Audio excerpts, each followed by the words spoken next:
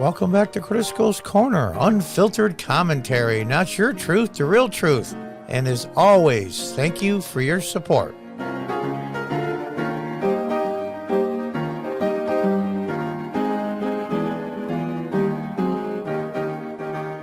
Hi folks, welcome back. From timcast.com. Bill to classify abortion as homicide advances in Louisiana. This is a big deal. This is a huge deal. It's maybe the beginning of the separation of our country. I've always said that the abortion issue in today's society is a slavery issue of the 1800s. It's impossible to compromise, even though they've tried with safe, rare, stuff like that, legal, safe, and rare. And that appeased people for a while, kicked the can down the road.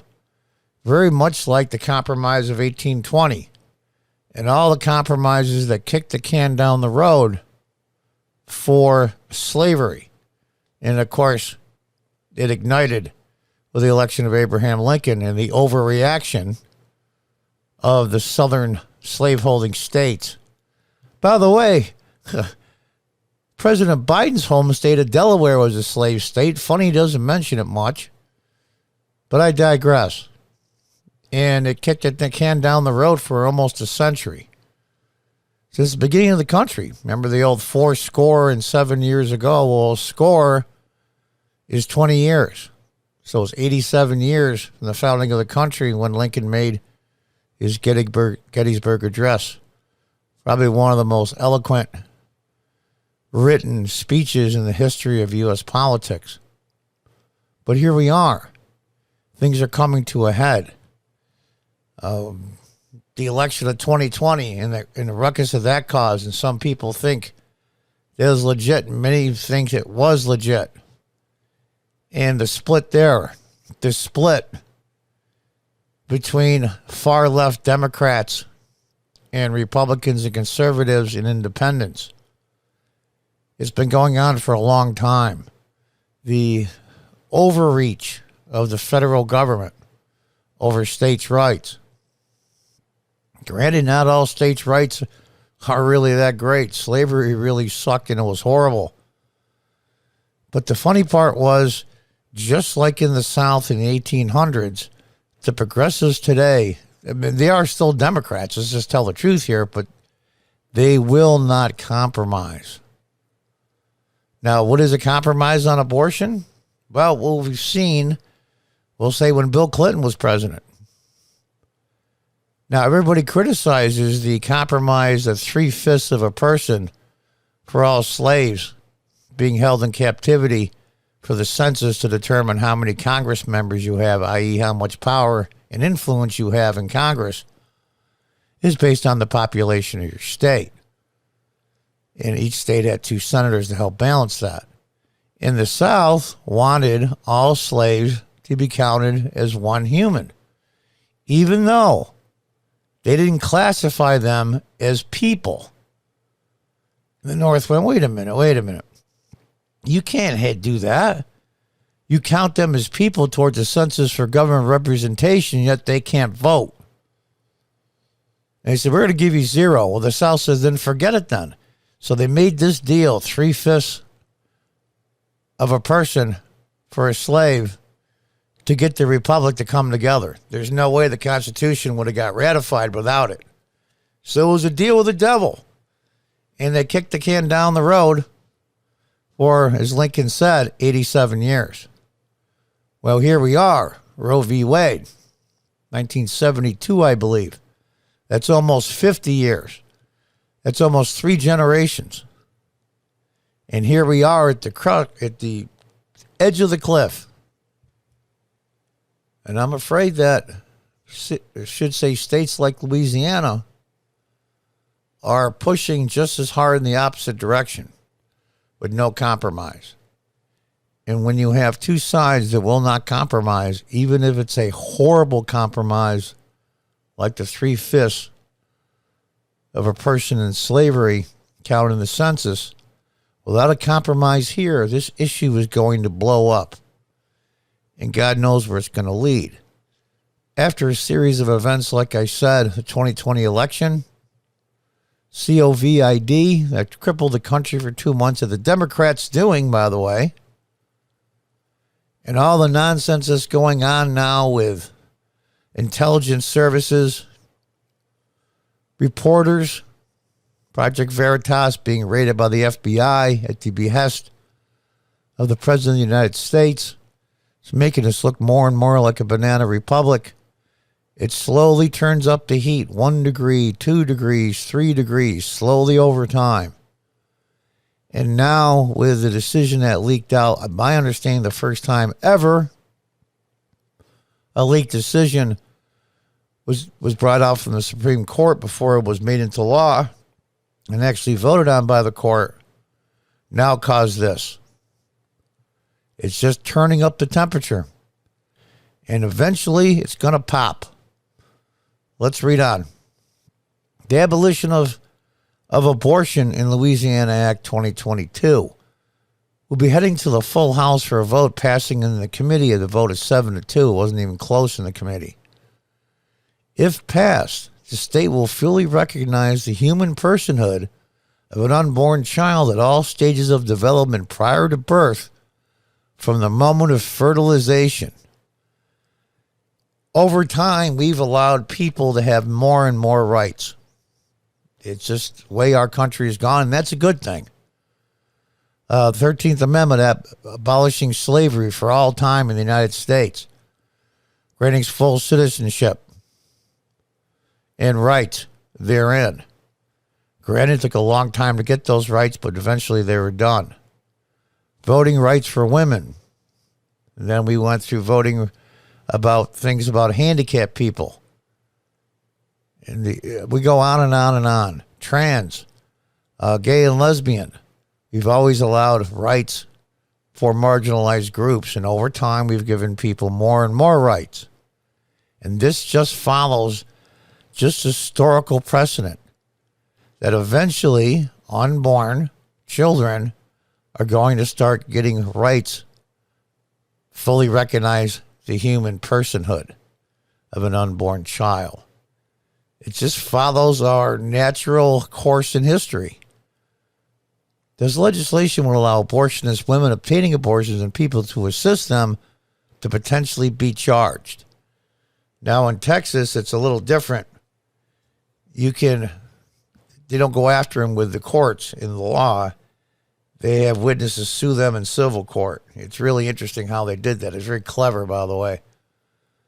The lawmakers are seeking to get around Supreme Court rulings related to abortion, writing in the bill that it will be enforced without regard to the opinions and judgments of the Supreme Court of the United States and Roe v. Wade and its judicial progeny, past and future.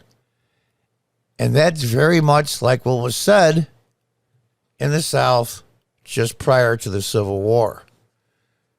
We hold that the state's right to regulate abortion is sacrosanct and not at the federal purview. Without regard to the opinions and judgments of the Supreme Court, we will defy the Supreme Court if necessary. And that is the other side of the issue. The other side being, of course, abortion at any time. The bill adds that if passed, Louisiana will treat as void and of no effect any and all federal statutes, regulations, treaties, orders, and court rulings which would deprive an unborn child of the right to life, prohibit the equal protection of such right. That's a big deal. Republican Representative Danny McCormick co-authored a bill with Pastor Brian Gunter, a Baptist reverend. On Facebook, McCormick wrote, "If more than 15 states can defy the federal government over marijuana, we can do it to save the lives of innocent babies." Well, the man's got a point. He's got a point. You know, California, we defy federal law on illegal immigration.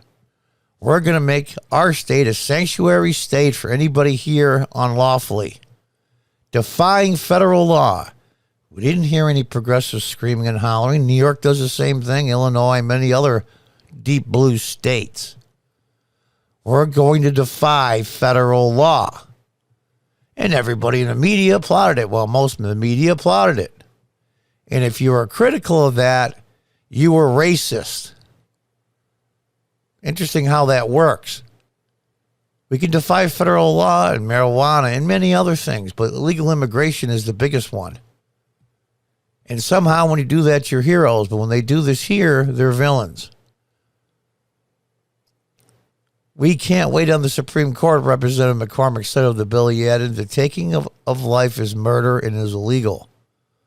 Louisiana law currently fails to provide equal protection for human life. Persons are deemed unworthy of legal protection for no other reason than they are not yet born. McCormick also shared a website with a petition Defy Roe v. Wade. Roe v. Wade is bad law. It's nothing to do with emotions over abortion. Roe v. Wade was bad law. Even Justice Ginsburg, rest her soul, said it was bad law and it won't hold up. And she agreed with all of it, adamantly. This is a bill to immediately end abortion in the state of Louisiana. No compromises, no more waiting. Pastor Gunner said, according to a report from the Hill, the bloodshed in our land is so great we have a duty to protect at least of these among us.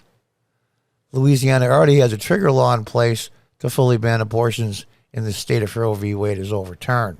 Several other states do as well. Maybe not ban it, but restrict it greatly.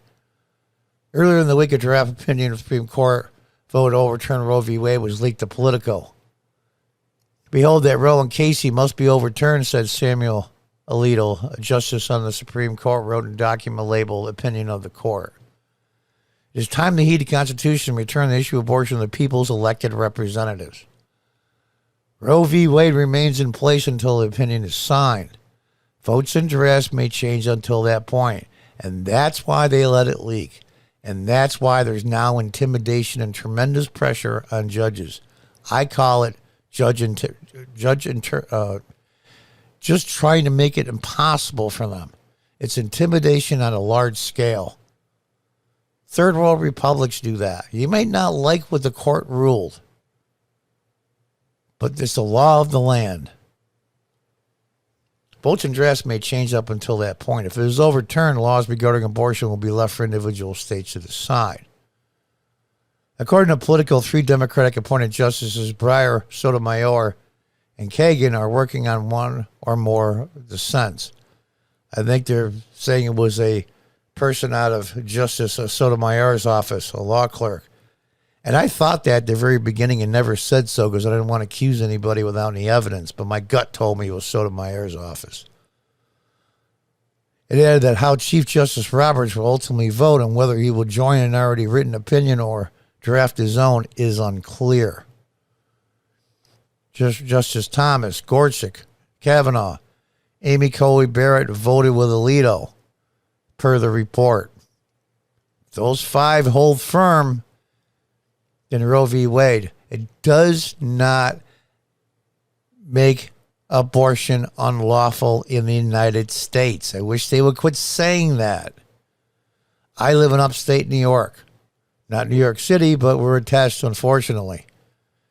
For the women that are here, Pennsylvania, Illinois, you can go through the whole Northeast, all the way through to Virginia. I mean, almost everywhere, abortion laws will change none and very little. The vast majority of the big population states, I don't think the Florida law is going to change any. I don't think the Texas law is going to change any. I don't think the California law is going to change any. New York, go through the whole list. It will affect a very small percent. And that's where the progressives will lose. They will not compromise. There's a young lady that's a delegate in the Virginia House that at a hearing said that there is no limit to when the abortion can take place with the okay of the physician.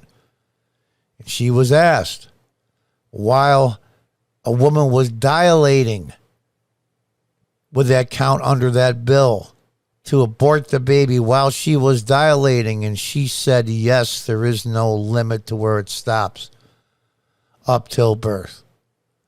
And as we all know from the former Virginia governor, we'll put the baby, make it comfortable, and we'll decide what to do. Now, you know what that means. The side on the progressives that will not compromise on this will be their doom. Now, what damage is going to cause the country? Psychologically, financially, morally, just our institutions in general will all be smashed to pieces. As I said 10 years ago, 20 years ago, abortion will be the trigger issue that triggers a civil war. Now, will it be a ground war like the 1860s? Probably not. But it's going to be a big mess. And God knows what can happen. I'm 65, but I have children, and I have a granddaughter, and I want them to live in this country, and I want them to be the America that I grew up in. And I'm afraid that's not going to happen. We're going to do everything possible to make sure that happens. That is what we owe the next generation.